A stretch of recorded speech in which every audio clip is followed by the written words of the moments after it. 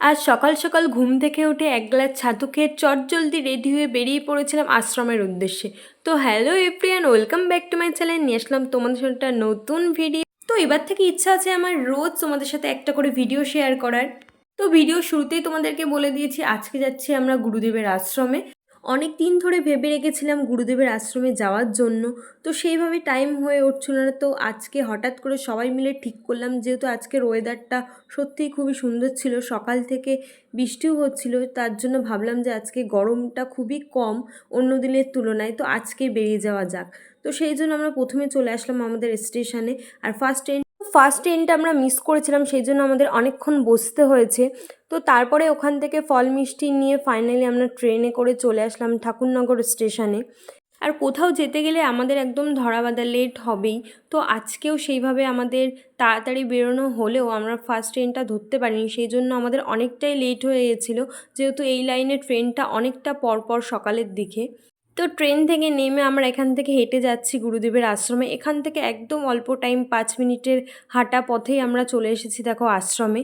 আর এই আশ্রমের main gate এখান থেকেই আমরা ঢুকবো ভিতরে।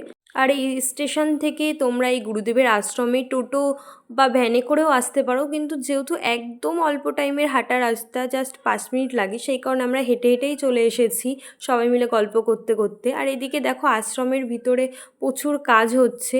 আর যেহেতু পূর্ণিমার দিন আসলে প্রচুর ভিড় হয়, তো আজকের দিনটা ফাঁকা ফাঁকাই ছিল, অল্প কিছুজন ভক্তরা এসেছিল। তো প্রথমেই পা হাত পা ধুয়ে চলে আসলাম গুরুদেবের সাথে দেখা করতে। আর এখানে আসলে মন একটা অন্যরকম শান্তি অন্যরকম হয়ে যায়, সেই জন্য এইভাবে ভিডিও করে সব কিছু তুলে ধরা সম্ভব হয় না।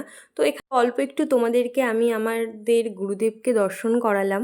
তারপরে সবাই মিলে ওখানে অনেকক্ষণ গুরুদেবের সাথে সময় কাটিয়েছি, মনটা একটু অন্যরকম শান্ত হয়ে গেছে। তারপরে ওখান থেকে প্রসাদ গ্রহণ করে তারপরে বাইরে এখানে সবাই মিলে একটু ঘুরে চারপাশটা দেখছিলাম।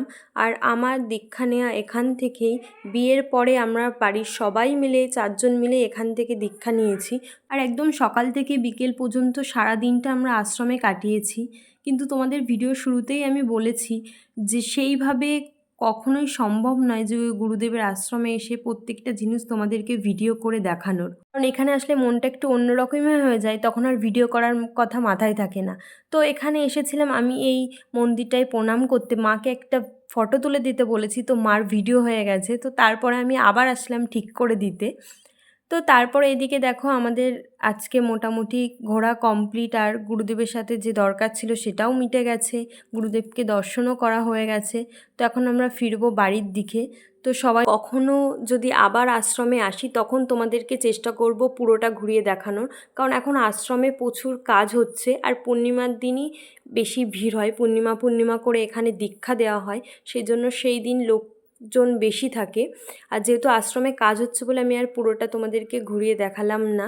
আর তোমরা যারা যারা এই ঠাকুরনগর আশ্রমে আসতে চাও, একদম ঠাকুরনগর স্টেশন থেকে 5 মিনিট হাঁটা পথ পঞ্চানন গোস্বামীর আশ্রম বললেই সবাই তোমাদেরকে চিনিয়ে দেবে।